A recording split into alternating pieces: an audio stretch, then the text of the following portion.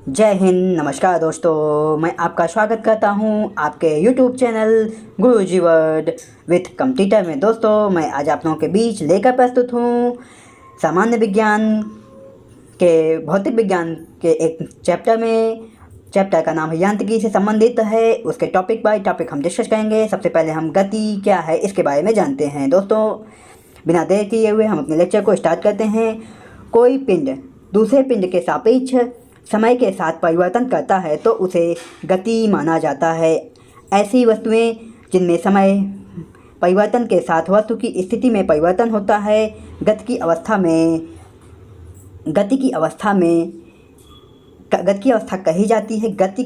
कही जाती है। इसके विपरीत जिस वस्तु की स्थिति में समय के साथ परिवर्तन नहीं होता है उसे स्थिर वस्तु कहा जाता है। हम मानते हैं यह कोई पेड़ है, ठीक है, यह कोई वृक्ष है, ये यहाँ पे वृक्ष है और यह रोड है। यहाँ पे कोई कार जा रही है तो यह कार इस वृक्ष के सापेक्ष क्या है, गतिशील अवस्था में है, ठीक है।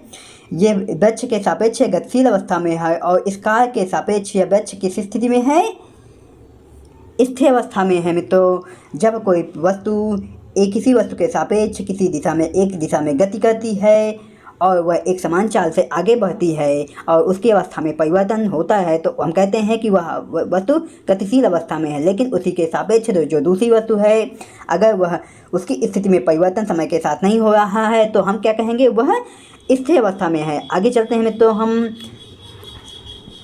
बात करते हैं गति तथा व्यायाम, गति तथा मोशन तथा रेस्ट क्या होते हैं इसके बारे में हम बात करते हैं। यदि किसी वस्तु की स्थिति अपने वातावरण के सापेक्ष समय के साथ बदलती है तो वह वस्तु गतिशील अवस्था में कही जा सकती है। मैंने अभी एग्जांपल दिया, यह कोई वृक्ष है, इस वृक्ष के सापेक्ष मैं खुद जा रहा हूँ या आप जा रहे हो, जब रोड पे जा रहे होंगे तो आप अपने समय के अनुसार मीटर पर सेकंड के हिसाब से या आवर पर किलोमीटर के हिसाब से आपकी कुछ ना कुछ गति होगी, मोशन होगा। जो मोशन होगा वह आपकी स्थिति में लगातार परिवर्तन करेगा। जैसे सड़क पर दौड़ती कार की स्थिति सड़क तथा उसके आसपास लगे वृक्षों के सापेक्ष बदलती है, अतः वह गतिशील अवस्था में। इसके विपरीत वस्तु की स्थिति समय के साथ अपने वातावरण के सापेक्ष नहीं बदलती है तो वह विरामावस्था में है। मैंने अभी एग्जाम्पल दिया, वृक्ष का किनारे लगे वृक्ष जो है वो विराम स्थिति में है और आपकी कार किस स्थिति में है, गतिशील अवस्था में है। दोस्तों, चलते हैं बिना देर किए हुए आगे कुछ और आगे पढ़ते हैं। गति तथा आगे जो टॉपिक है उसको हम डिस्कस करते हैं। गति तथा व्यायाम सापेक्षिक होते हैं। अगर एक वस्तु गतिशील है तो सापेक्षिक वस्तु भी गतिशील भी हो सकती है और व्यायाम अवस्था में भी हो सकती है। जैसे कोई दो आपकी ट्रेनें स्पीड में जा रही हैं तो एक ट्रेन की स्पीड है 40 किलोमीटर प्रति आवर्स और दूसरे की स्पीड है, यह हम जब ट्रेन से संबंधित मैथ के क्वेश्चन पढ़ेंगे वहाँ पे ये क्वेश्चन देखेंगे। और दूसरी जो ट्रेन है वो आपकी 20 किलोमीटर पर आवर्स की स्पीड से चल रही है तो हम कहेंगे कि पहली जो ट्रेन है ये पहली ट्रेन हो गई और ये आपकी दूसरी ट्रेन हो गई।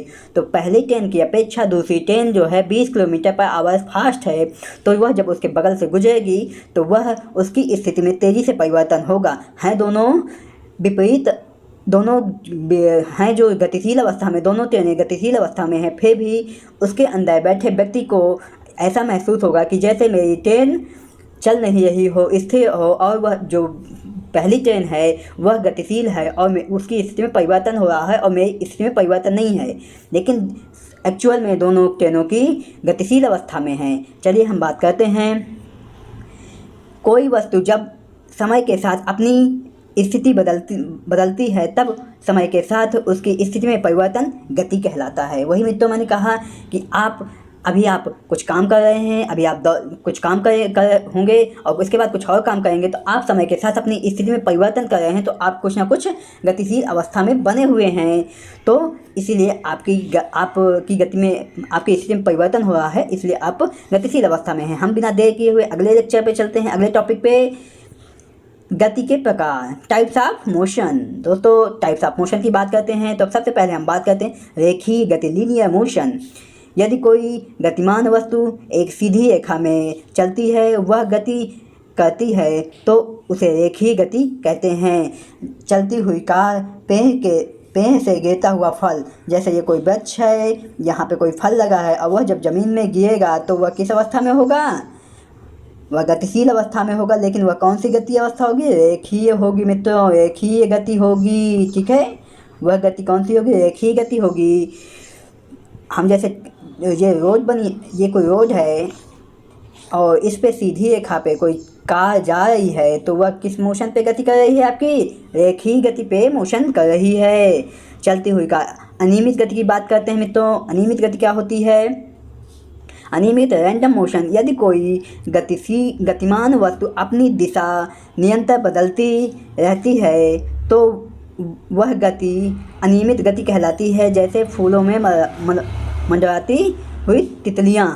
जैसे कोई अब अनियमित गति जो कि जिग जैग मोशन पे ऐसे चलती हैं, उसका कोई रास्ता होता नहीं है, वह किसी भी रास्ते से होकर गुजर जाती है, उसका कोई डायरेक्शन नहीं है और वह अपने किसी निश्चित पथ की ओर नहीं जाती है। जैसे तितलियाँ फूलों से रस लेने के लिए वह एक फूल यहाँ है, एक फूल यहाँ है, एक फूल यहाँ है, तो वह इस रास्ते से होते हुए फिर यहाँ जाएगी, फिर यहाँ जाएगी, फिर यहाँ से होते हुए ऐसे जाएगी। तो ऐसी गति को हम क्या कहते हैं? अनियमित गति कहते हैं दोस्तों। अब आगे चलते हैं हम। कंपन गति। कंपन गति क्या होती है? कंपन गति कहाँ पे होती है? यह कोई गतिशील वस्तु अपने मार्ग के किसी नियत बिंदु के इधर उधर ऊपर नीचे गति करती है, तो यह गति वस्तु की कंपन गति कहलाती है। जैसे सरल लोलक की गति, झूले की गति। अब जैसे सरल लोलक होता है, ये एक वो है, एक ये टंगा, वो ऐसे गति किया, फिर ऐसे गति किया, फिर ऐसे गति किया। ये जो गति हो गई, ये कौन सी हो गई? आपकी कंपन गति। अब जैसे जो ठोस पार्टिकल होते हैं, उनमें अगर जब चोट लगती है तो उसके पार्टिकल अपने ही जगह पे वाइब्रेट होते हैं तेज़ी से। जैसे छोटा सा कण है, ये ऊपर नीचे वाइब्रेट होगा। इसके जो आसपास के ढेर सारे कण होंगे, इसके इस कण के कारण वो भी कंपन करेंगे।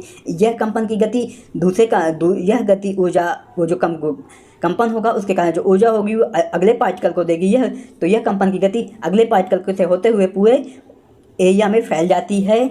तो इसी प्रकार हम कह देते हैं सरल लोलक की गति। मानी ये जो आपको गति बताई है, ये सॉलिड पार्टिकल के लिए बताई है। इसके बारे में हम डिटेल में आगे डिस्कस करेंगे दोस्तों।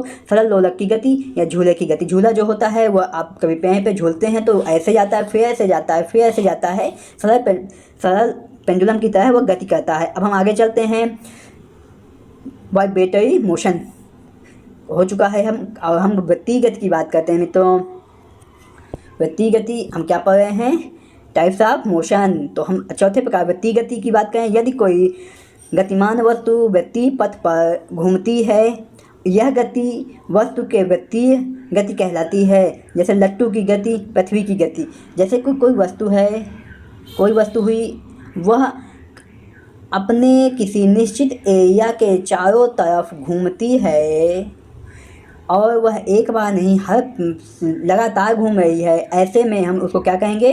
वृत्तीय गति। जैसे हमारी पृथ्वी क्या कर रही है? हमारी पृथ्वी, ये सूरज है और हमारी पृथ्वी दीर्घवृत्तीय कक्षा में सूरज का परिक्रमा, ये सूर्य है और ये है हमारी पृथ्वी। तो सूर्य का जो है हमारी पृथ्वी क्या कर रही है? चारों तरफ वृत्तीय गति कर रही है दीर्घवृत्तीय कक्षा में। चलिए मित्रों, हम आगे चलते हैं बिना देर किए। एक समान वृत्तीय गति। जब कोई वस्तु वृत्तीय पथ पर समान समय अंतराल में समान दूरी तय करती है, तो वस्तु की गति एक समान वृत्तीय गति कहलाती है। सूर्य के चारों ओर पृथ्वी की गति मैंने बताया अभी। जो ये अगर कोई पार्टिकल है, जैसे हमारी पृथ्वी है, हमारी पृथ्वी के चारों तरफ जो हमारे उपग्रह हैं, कृत्रिम उपग्रह हैं, वह कुछ इस तरह एक निश्चित आवर्तकाल या फिर टाइम पीरियड में लगातार गति कर रहे हैं। तो उनका एक टाइम पीरियड निश्चित है और वह समय के अनुसार अपनी गति में हर समय में एक समान से गति करते हुए अपनी स्थिति में परिवर्तन करते रहते हैं। इस प्रकार की गति को, जिसमें एक एक वृत्तीय गति को हर बार समान समय लगे उसे हम क्या कहते हैं, एक समान वृत्तीय गति। दोस्तों आगे चलते हैं बिना देर किए हुए अगले क्वेश्चन अपने सिलेबस की ओर, जो अगले क्वेश्चन की तैयारी के लिए हमें सहायक होगा। अब हम बहुत ही इंपॉर्टेंट चीज़ डिस्कस करने जा रहे हैं, द्विवीय व विस्थापन में अंतर। द्विवीय अदिश राशि है, विस्थापन सदिश राशि है। दोस्तों मैंने अदिश राशि सदिश राशि के बारे में डिस्कस किया था। अदिश राशियाँ वह राशियाँ होती हैं जिनमें परिमाण होता है, अर्थात उनमें चली गई दूरी या फिर जो डिस्टेंस होती है उसकी माप की जाती है और वह किस दिशा में जा रहा है इसकी आवश्यकता नहीं पड़ती है, इसकी ज़रूरत नहीं है। ऐसी गति को हम दूरी कहते हैं, डिस्टेंस कहते हैं। ऐसी राशियाँ के वो अदिश राशियों को रिप्रेजेंट करता है। अब हम बात करते हैं दूरी के हिसाब से। अब मैं बात करता हूँ विस्थापन। विस्थापन यह एक सदिश राशि है। इसको व्यक्त करने के लिए हमें एक परिमाण के साथ साथ किस दिशा में गति हो रही है इसको रिप्रेजेंट करना, जैसे ईस्ट वेस्ट, ईस्ट में गति हो रही है, पूर्व में गति हो रही है, यह एक निश्चित करता है कि पूर्व दिशा की ओर कोई गति हो रही है। लेकिन यह दूरी में ऐसा कुछ नहीं है। दूरी में हम कहेंगे मैं यहाँ से बाजार गया, लेकिन वह किस डायरेक्शन में गया नहीं पता, लेकिन मैं यहाँ से बाजार पूर्व दिशा में गया तो मैं एक विस्थापन को रिप्रेजेंट करता हूँ। मेरी दिशा और परिमाण दोनों रिप्रेजेंट हो रहे हैं मित्रों। चलिए हम आगे चलते हैं। दूरी सदैव धनात्मक होती है। दूरी सदैव धनात्मक होती है। यह धनात्मक, ऋणात्मक तथा शून्य तीनों हो जाती है। जैसे मैं यहाँ से अपने घर से मार्केट गया तो मैं कहूँगा मैं 1 किलोमीटर गया और वहाँ से सब्जी लेकर आया, ठीक। तो ये क्या हुआ, यह दूरी क्या हुई, परिमाण को व्यक्त कर रही है। लेकिन अगर मैं यही कहूँ कि मैं विस्थापन में मैं 1 किलोमीटर पश्चिम दिशा में गया, तो यहाँ पे दिशा के साथ आपका परिमाण भी व्यक्त हो रहा है। तो यहाँ पे धनात्मक पॉजिटिव और निगेटिव को रिप्रेजेंट के रूप में भी किया जा सकता है। अर्थात दूरी सदैव धनात्मक होती है और जो विस्थापन है वह ऋणात्मक और धनात्मक दोनों होता है और शून्य भी हो सकता है। जैसे कि हम कहें, मैं कहूँ कि मैं यहाँ से यहाँ गया, फिर यहाँ गया, फिर यहाँ गया, फिर यहाँ गया, तो मैंने कहा मेरा विस्थापन कितना हुआ, तो विस्थापन कितना हुआ, 0 हुआ मित्रों। विस्थापन को जब हम डिटेल में जब कोई सवाल आएगा वहाँ पे इसको समझेंगे। चलिए आगे चलते हैं बिना देर किए हुए। यह वस्तु द्वारा तय किए गए मार्गों पर निर्भर करती है। वस्तु द्वारा तय किए गए मार्गों पर निर्भर करती है।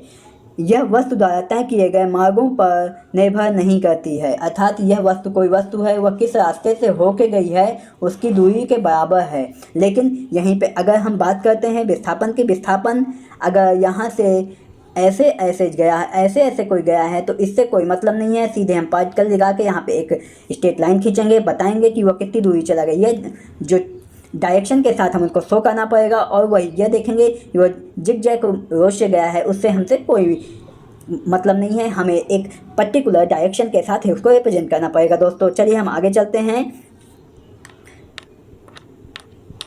अगला टॉपिक है डिस्टेंस एंड डिस्प्लेसमेंट। दूरी और विस्थापन। दूरी विस्थापन क्या होते हैं इसके बारे में हम डिटेल से जानते हैं। दोस्तों, किसी गतिमान वस्तु द्वारा एक स्थान से दूसरे स्थान तक जाने में उसके मार्ग की लंबाई को वस्तु द्वारा तय की गई पथ की दूरी कहते हैं। यह एक अदिश राशि है। अभी हम इसी के बारे में दोस्तों डिस्कस कर रहे थे कि दूरी एक अदिश राशि है, ठीक है। इसमें कोई हमें दिशा की आवश्यकता नहीं होती है। लेकिन विस्थापन में किसी वस्तु रेखीय मार्ग पर किसी गतिमान वस्तु की अंतिम व प्रारंभिक स्थितियों के अंतर को वस्तु का विस्थापन कहते हैं। यह एक सदिश राशि है। जैसे कि अब मैं यहाँ पे प्रारंभिक और किसी अंतिम वस्तु व प्रारंभिक स्थिति के अंतर को, जैसे कि मैं कहूँ कि ये कोई वस्तु यहाँ से चली गई और यहाँ तक पहुँची, तो इन दोनों की अब यहाँ से यह कितनी दूरी चली और किस डायरेक्शन में चले। यहाँ पे मान लीजिए यहाँ पे दूरी 0 है और यहाँ पे 5 है, ठीक है।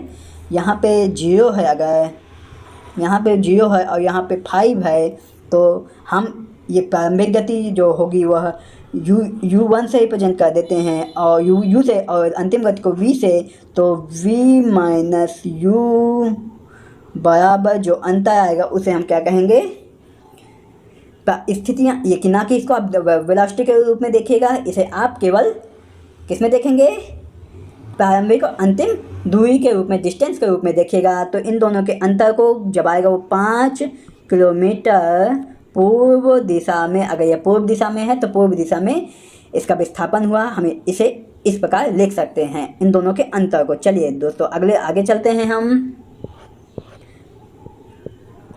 चलते हैं दोस्तों। आप मेरे गुरुजी वर्ड विथ कंप्यूटर चैनल को सब्सक्राइब कीजिए, लाइक कीजिए, शेयर कीजिए, क्योंकि आपकी जिंदा दिली और आपके कैपेसिटी लगातार बढ़ेगी जब मैं आप लोगों के साथ लगातार मेहनत करूंगा और आपको हमेशा बूस्टअप करने की कोशिश करूंगा। मैं भी आपसे यह इच्छा रखता हूँ, आपसे आशा करता हूँ कि आप भी ज़्यादा से ज़्यादा मेरे चैनल को सब्सक्राइब करवाएं, शेयर करवाएं, मेरे वीडियो शेयर करें, जिससे यह जो मैक्सिमम बच्चों तक पहुँचे और उनकी ज़रूरत के हिसाब से वह अपने लेक्चर को देखें। चलिए आगे चलते हैं, बिना देर किए हुए अपने लेक्चर को कंटिन्यू करते हैं दोस्तों। चाल, किसी वस्तु द्वारा एकांक समयांतराल में चली गई दूरी को वस्तु की चाल कहते हैं, स्पीड कहते हैं। यह एक अदिश राशि है, इसे एक्स से एस से प्रदर्शित करते हैं। एसआई मात्रक इसका मीटर पर सेकंड है। किसी एकांक समय में, एक निश्चित समय में, मैंने कहा मैं 1 घंटे में 5 किलोमीटर गया, एक निश्चित समय में, अर्थात एक निश्चित समय क्या हुआ, 1 घंटे में 5 किलोमीटर गया, तो मेरी चाल क्या होगी, तो क्या होगी मेरी, अगर इसको हम 5 किलोमीटर पर आवर्स, 5 किलोमीटर पर घंटा के, ये मेरी क्या हो गई, गति हो गई, ये मेरी चाल हो गई दोस्तों। इसलिए चाल बराबर क्या होता है, दूरी बटे समय। मेरी दूरी कितनी हुई, 5 किलोमीटर, कितनी देर में, 1 घंटे में, तो इसीलिए 5 किलोमीटर पर आवर्स। अगर यही गति मैं 5 किलोमीटर 2 घंटे में तय करता तो मैं इस गति को 2 से डिवाइड कर देता, तो मेरी गति क्या आ जाती मित्रों, 2.5, ठीक, मीटर नहीं, किलोमीटर पर आवर, ठीक है। चलिए दोस्तों बिना देर किए हुए आगे चलते हैं दोस्तों। अब हम देखते हैं चाल के प्रकार। एक समान टाइप्स ऑफ स्पीड, एक समान चाल, यूनिफॉर्म स्पीड। यदि कोई गतिमान वस्तु समान समयांतरालों में समान दूरी तय करती है तो वह चाल जो होगी वह क्या होगी, एक समान चाल होगी। जैसे मैं किसी बिंदु से चलना स्टार्ट करूं तो मैं 1 घंटे में 5 किलोमीटर चलूं, दूसरे घंटे में 5 किलोमीटर चलूं, तीसरे घंटे में 5 किलोमीटर चलूं, तो मैं कह सकता हूं कि मैं एक समान चाल से गति कर रहा हूं। अब मैं बात करता हूं असमान चाल, वेरिएबल स्पीड। दोस्तों यदि कोई गतिमान वस्तु एक समान समयांतरालों में भिन्न भिन्न दूरी तय करती है तो उसे हम असमान चाल कहते हैं मित्रों। तो अब हम देखते हैं, जैसे मैं पहले बिंदु से दूसरे बिंदु तक चला तो यह इसको 1 घंटे में मैंने दूरी तय की 5 किलोमीटर। उसके बाद मैं दूसरे बिंदु से तीसरे बिंदु तक जाता हूँ तो उस दूरी को मैं तय करता हूँ 1 घंटे में 4 किलोमीटर। और फिर मैं जाता हूँ तीसरे बिंदु से चौथे बिंदु की ओर, तो चौथे पॉइंट की ओर, तो चौथा पॉइंट को मैं दूरी तय करता हूँ 3 किलोमीटर में। तो मैं कह सकता हूँ कि मैं एक असमान चाल से चल रहा हूँ, पर घंटे की जो मेरी गति है वो लगातार चेंज हो रही है मित्रों, तो इसे असमान चाल कहते हैं। आगे चलते हैं मित्रों। औसत चाल, किसी गतिमान वस्तु द्वारा एकांक समय में तय की गई औसत दूरी को वस्तु की औसत चाल कहते हैं। एकांक समय में किसी गतिमान वस्तु द्वारा एकांक समय में तय की गई दूरी को औसत दूरी कहते हैं। जैसे कि मैं कहूँ कोई बिंदु से मैं 1 घंटे में 5 किलोमीटर गया, ठीक, और दूसरे घंटे में मैं 4 किलोमीटर गया, तो मैं 2 घंटे में कितने किलोमीटर गया, 9 किलोमीटर गया, और 9 किलोमीटर गया तो मेरी औसत चाल क्या होगी। मैं औसत चाल निकालने के लिए औसत चाल बराबर क्या होता है, कुल दूरी बटे कुल समय। तो कुल दूरी कितनी हुई मित्रों, कुल दूरी बटे कुल दूरी चली गई चाल बटे कुल लगा समय। तो कुल चाल कितनी हो गई मित्रों, मैं 5 किलोमीटर और 4 किलोमीटर चला तो दूरी हो गई 9 किलोमीटर, लगा समय 2 घंटे। तो मेरी औसत चाल कितनी हो गई, 4.5 किलोमीटर पर आवर्स। मित्रों मेरी जो चाल हुई 4.5 किलोमीटर पर आवर्स के हुई दोस्तों। अब चलते हैं, हम बात करते हैं तात्कालिक चाल या इंस्टेंटेनियस स्पीड। किसी निश्चित क्षण में अथवा विशेष समय पर गतिमान वस्तु की चाल को तात्कालिक चाल कहते हैं दोस्तों। तात्कालिक चाल का मतलब है किसी विशेष या फिर किसी पर्टिकुलर टाइम पीरियड में, जैसे कि मैं कहूँ कि ये मेरी स्थिति ए है, ए बिंदु पे मेरी स्थिति ये है और कुछ क्षणों बाद मेरी बी बिंदु पर स्थिति ये है। तो तात्कालिक चाल तो मैं अचानक स्थिति में किसी विशेष समय या फिर मैं किसी गति पे लगातार गति कर, मैं यहाँ पे गति किया तो किसी इन दोनों के बीच में किसी पॉइंट पर मेरी जो ए से बी के जाने में मेरी किसी भी पॉइंट पर एक बिंदु को लेकर के अगर मेरी चाल को ज्ञात किया जाता है किसी इंस्टेंट टाइम पीरियड में, तो उसे हम तात्कालिक चाल कहते हैं मित्रों। आगे चलते हैं हम मित्रों, आगे है वेग, वेलोसिटी। किसी वस्तु द्वारा वेलोसिटी को हम वेग को हम विस्थापन के रूप में एकांक समय में विस्थापन के द्वारा विस्थापित वस्तु का जो समय वो होता है उसी को हम वेग कहते हैं। किसी वस्तु द्वारा एकांक समय में निश्चित दिशा में चली गई दूरी अर्थात विस्थापन को एकांक समय में वस्तु के द्वारा हुआ विस्थापन ही वेग कहलाता है। किसी वस्तु द्वारा एकांक समय में निश्चित दिशा में चली गई दूरी अर्थात विस्थापन को उसका वेग कहते हैं। यह एक सदिश राशि है दोस्तों। क्या है ये, एक सदिश राशि है। इसे हम v से प्रदर्शित करते हैं। इसका मात्रक मीटर पर सेकेंड होता है, चाल का भी मात्रक मीटर पर सेकेंड होता है दोस्तों। बस चाल और वेग में यही अंतर है। चाल का डायरेक्शन जो होता है वो डिसाइडेबल नहीं होता है, लेकिन वेग का डायरेक्शन और परिणाम दोनों डिसाइडेबल होता है, लेकिन इसमें नहीं होता। समय ने डायरेक्शन निर्धारित नहीं होता है। चलिए आगे चलते हैं, बिना देर किए हुए हम चाल और वेग में अंतर देखते हैं। चाल, स्पीड, किसी भी दिशा में एकांक समय में तय की गई दूरी को चाल कहलाती है। किसी भी दिशा में एकांक समय में तय की गई दूरी को चाल कहलाती है। एकांक समय में मैं कहूँ तो एक टाइम पीरियड में, एक निश्चित समय पीरियड में एक बिंदु से दूसरे बिंदु तक जाने में चली गई दूरी होगी वह क्या कहलाएगी, चाल कहलाएगी। किसी निश्चित, अब हम बात करते हैं वेग की। किसी निश्चित दिशा में, देखिए यहाँ पे दिशा की बात नहीं की गई, यहाँ पे दिशा की बात की गई है। किसी निश्चित दिशा में एकांक समय में चली गई दूरी वेग कहलाती है। किसी चली गई दूरी एकांक समय में किसी डायरेक्शन में किसी एकांक समय में चली गई दूरी को हम क्या कहते हैं, वेग कहते हैं। तो आगे चलते हैं हम, बिना देर किए हुए। चाल का वर्णन के लिए केवल परिणाम की आवश्यकता होती है, जो कि अभी मैं बोल रहा था कि चाल को प्रदर्शित करने के लिए परिणाम की आवश्यकता होती है, अतः एक अदिश राशि है। जबकि वेग का वर्णन करने के लिए परिणाम या दिशा की आवश्यकता होना आवश्यक है। यहाँ पे डायरेक्शन की भी बात नहीं को कहा गया है, अतः यह एक सदिश राशि है। सदिश राशि और अदिश राशि में केवल डायरेक्शन का अंतर होता है। जिन राशियों में डायरेक्शन के साथ परिणाम रिप्रेजेंट होता है वो सदिश कहलाती हैं, जो जिनमें डायरेक्शन के साथ वो दूरी के साथ या फिर परिणाम के साथ डायरेक्शन को नहीं व्यक्त किया जाता, अदिश राशि कहलाती हैं। चाल हमेशा धनात्मक होती है, वेग धनात्मक व ऋणात्मक दोनों होता है। चाल को 3 युक्त सरल रेखा द्वारा प्रदर्शित नहीं किया जा सकता। वेग को एक तीर युक्त सरल रेखा से व्यक्त किया जा सकता है। मतलब कि इस जो लास्ट पॉइंट है, चौथा नंबर, यहाँ कहने का मतलब है कि हम किसी चाल को एक डायरेक्शन के माध्यम से नहीं व्यक्त कर सकते।